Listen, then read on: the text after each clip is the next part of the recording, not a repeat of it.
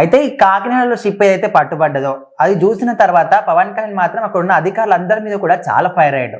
ఎట్లాంటిది మామూలు విషయం కాదు. 640 టన్నుల రేషన్ బియ్యం పట్టుకున్నారంటే అది ప్రజల నోటి దగ్గరికి వెళ్లకుండానే వీళ్ళు లాగేసుకొని ఇతర దేశాలకు అమ్ముకుంటున్నారు. సో అట్లాంటివి చూసిన తర్వాత ఫైర్ అయిపోయి అక్కడికక్కడే ఎవరేం చెప్పినా వినకుండా, నాదెండ్ల మనోహర్ కావచ్చు, అధికారులు కావచ్చు, ఎవరేం చెప్పినా కూడా వినకుండా షిప్ సీజ్ చేయండి అని డైరెక్ట్ గా చెప్పేసాడు. సో దీని వెనకాల అసలు ఎవరున్నారంటే ఏమన్నా తెలిసిందంటావా? అంటే వెనకాల ఎవరున్నారు ఏంటనేది ఫస్ట్ పక్కకు పెడితే మనము వీళ్ళకి అలవాటు అయిపోయింది. ఇదేం ఫస్ట్ టైం కాదు, చాలాసార్లు చేసి ఉంటారు. చేసి చేసి చేసి అలవాటు అయిపోయింది. ఇట్లా ఈసారి కూడా చేసేద్దాంలో ఏదైతే అది అవుతుంది అనుకుందాం. ఇంకోటి ఏంటంటే ఆయన ఫస్ట్ కొంచెం నవ్వుకుంటూ మాట్లాడేసరికి అంటే ఆయన ఏం సీరియస్ యాక్షన్ తీసుకోరేమో అనుకుందాం. సడన్ ఇంకా సీజ్ చేసేసేయండి, అయిపోయింది, పైనుంచి ఏమైనా ప్రెజర్ వస్తే నేను చూసుకుంటాను అన్నారు. అదే క్రమంలో ఆయన ఎక్స్ వేదికగా ఈ ట్వీట్ కూడా పెట్టారు.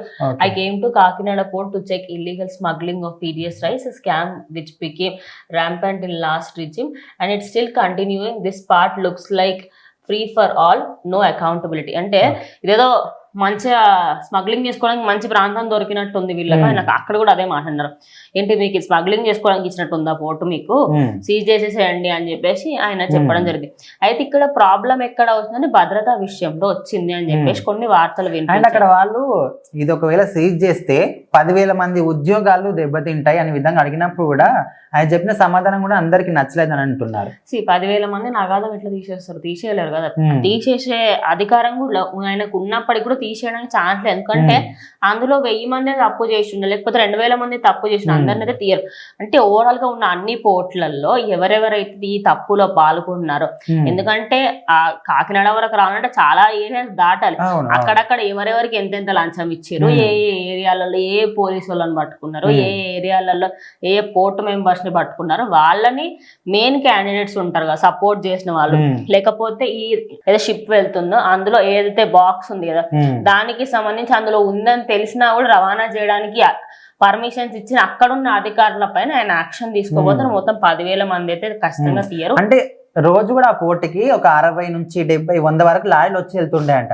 అన్ని లారీలు వచ్చినటువంటి ఏరియాకి ఓన్లీ 16-15 మెంబర్స్ నే సెక్యూరిటీగా పెట్టారంట. సో అది కూడా తప్పే కదా. ఇప్పుడు మీ ప్రభుత్వమే ఉంది కదా, ఇదంతా చూసుకోవచ్చు కదా అని కూడా అంటున్నారు. గత ప్రభుత్వ హయాంలో ఏంటంటే చాలా ఏరియాస్ కొన్ని పోర్ట్స్ కి అయితే మీరు నమ్మరేమో, మనం సినిమాలలో చూసింది నిజం కాదని అనుకుంటాము, కొన్ని పోర్ట్స్ కి అయితే అసలు సెక్యూరిటీ ఉండదు. వాళ్ళు చిన్నగా ఉన్నట్టుగా కొన్ని పోర్ట్స్ ఉంటాయి. అవి ఎట్లా అంటే అవి పోర్ట్ కింద కన్సిడర్ కూడా చేయరు. అక్కడ ఎవరు 2 అధికారులు ఉంటారు అంతే, ఆ మిగతా అందరూ అక్కడ చాయ్ బిస్కెట్లు తినుకుంటూ కూర్చుంటారు. అంటే ఆ ఫ్రీనెస్ అనేది అలవాటు అయిపోయింది. ఇప్పుడు దాన్నే కంటిన్యూ చేస్తున్నారు అనమాట. ఇక్కడ 16 మంది అధికారులు అంటున్నారు, కొంతమంది 20 అంటున్నారు. అక్కడ పచ్చిగా చెప్పాలంటే చాలా టన్నులుగా రవాణా చేస్తున్నప్పుడు అక్కడ ఖచ్చితంగా ఒక లెవెల్ వరకు అయితే ఉండాలి కదా. మరి అలా లేకపోవడంతో ఈ విషయం జరుగుతుందని చెప్పేసి భద్రతా విషయంలో ఖచ్చితంగా ముందుకి తీసుకువెళ్ళాలని హోమ్ మినిస్టర్ అటువంటి మన అమిత్ షా కూడా ఆయన లేఖ రాస్తాను అని అయితే చెప్పారు. మరి ఆ భద్రతా విషయంలో పోలీసులను ఏమన్నా ముందుకు తీసుకొస్తారా, లేకపోతే అధికారులను పెంచుతారా ఏంటనేది తెలియదు.